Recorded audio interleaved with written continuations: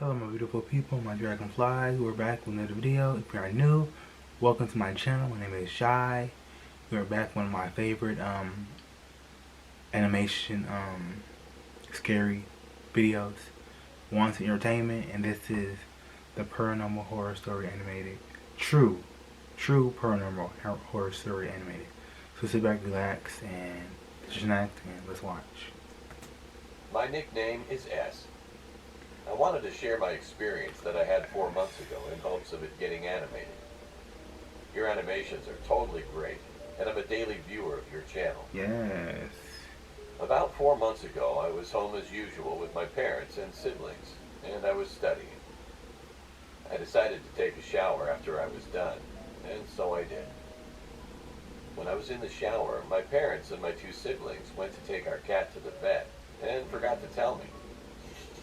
I continued showering and didn't hear them leaving or anything, so I didn't know that they left. While I was in the shower, our power went out. I thought nothing of it since a week ago my mom said that there was a problem with the electricity and that she would get it fixed soon. I got out of the shower and went to the living room where me and my parents usually hang out and watch TV. I couldn't see much, but I clearly saw 4 figures sitting on the couch. I was talking to them and complaining about the electricity, and no one responded. I was hearing breathing sounds, so I was certain that they were actually there. Are you hallucinating? I told my sister to get off the couch so I could sit. Oh. And still no answer. Can you say excuse me, I brother? got annoyed at how they were acting and decided to move her myself. But as soon as I touched that figure, it was air. Oh. I stopped for a second. Get out. I was shocked. In the dark. I ran and got my phone and turned the flashlight on and saw that no one was home. I called my parents and they said they would be coming back home soon. That night when I went to my room, I saw my blanket on my bed had the shape of a human, as if someone was hiding under the blanket. It's you. I told my sister to stop playing and get out, but no answer. Stop playing I with got that mad, and when I removed the blanket, no one was there. I kept trying to remake that shape, but the blanket was too soft to make that shape and stand like that. I'm still unsure who, or should I say what, those things were that night. And to this day, I can't find an explanation. Ooh.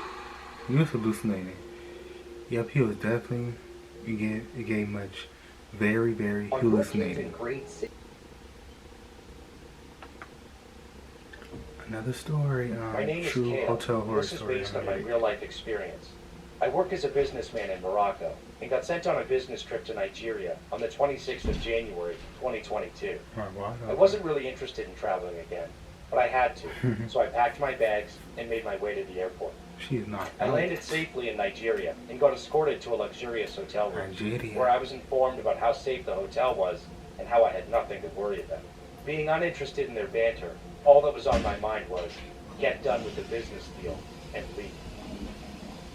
The next day, I woke up and made my way to the company to get done with the meeting and sign the contract. Okay. The whole day went slow as hell, but I was glad that it was finally over. Making my way to my room, which was on the ground floor, I swiped my card onto the lawn and walked in, locking the door behind me. I decided to freshen up as I had already had my dinner before making my way back to the room. As soon as I was done, I packed my stuff for my departure the next day and headed straight to bed by 11 p.m. The clock struck 3 a.m. on the 28th of January. At that hour, I woke up and decided to use the restroom. When I was done, I made my way to the dispenser to get myself some water to drink.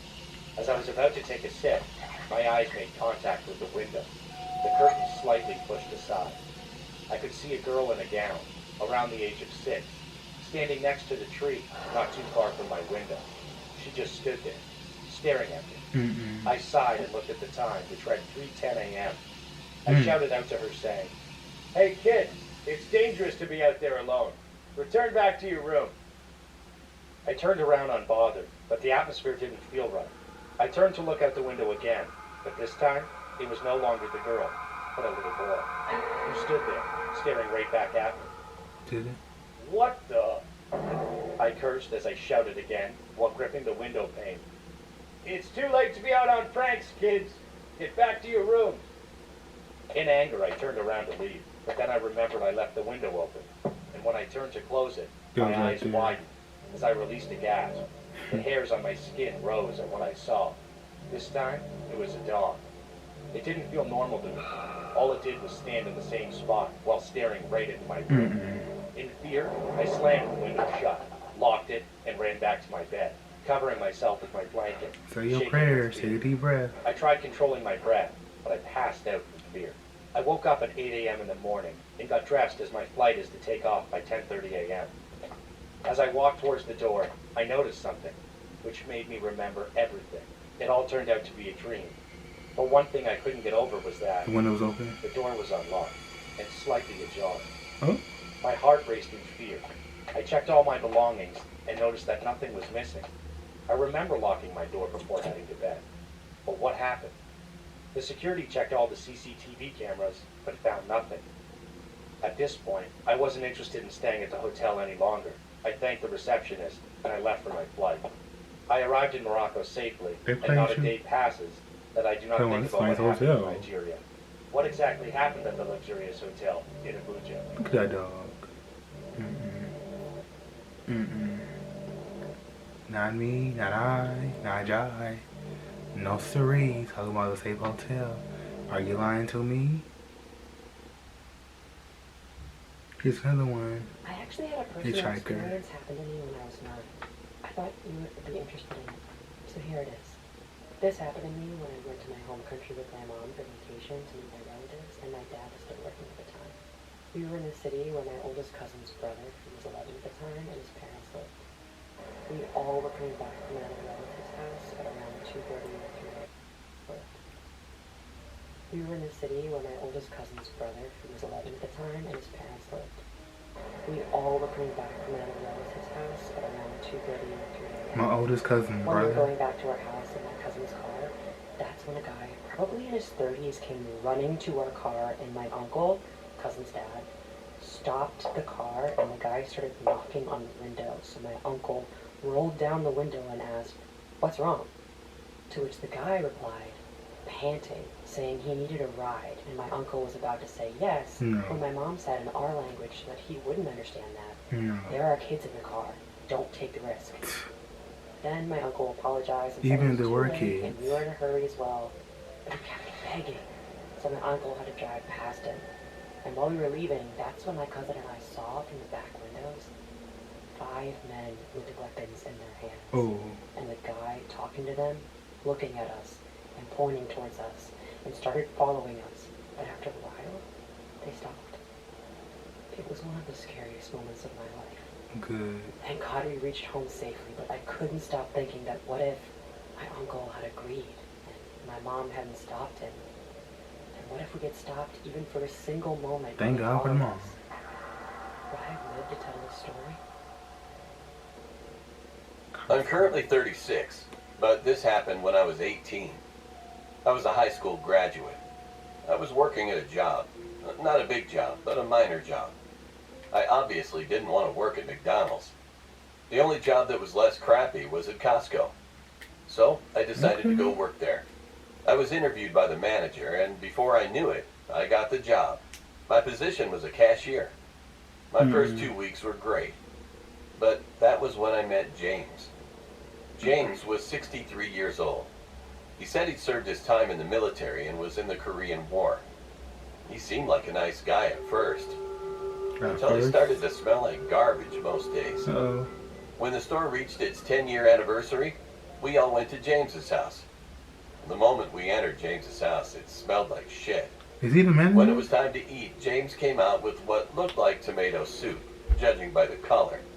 But when we ate it, it tasted funny. Are you the only After the employers? party, while I was driving home, I felt like I was going to sleep. I don't remember much, but the next morning I woke up in a hospital He bed. laced it. My mom was crying and my dad He shook his laced head it. and was nodding side to side. Then a doctor came into my room saying that I crashed into a pole. I suffered a broken arm. Then I remembered James's soup. I told the doctor to call the cops. When they arrived, I gave them my statement. To my knowledge, they went to James's house and found him eating the arm of a human. He was arrested on the spot. As it turns out, he was a serious murderer. He was sentenced to life in prison. Oh, boo. To this day, I think back to when I considered him a co-worker. You never know with people who you working with. That is cray on many levels. And thank goodness for the mom who dodged a bullet for not letting the man in the car. Even if those kids were not in the car, don't let nobody in your car that you don't know and it seems suspicious. Okay? Yeah. All these stories, hallucinations, and all that. It's just a whole lot of hotels. Yeah, come on. So thank you guys for tuning in to this video. Give it a big thumbs up. Thank you for tuning in to this video. Stay grateful, stay blessed. Until next time, you guys.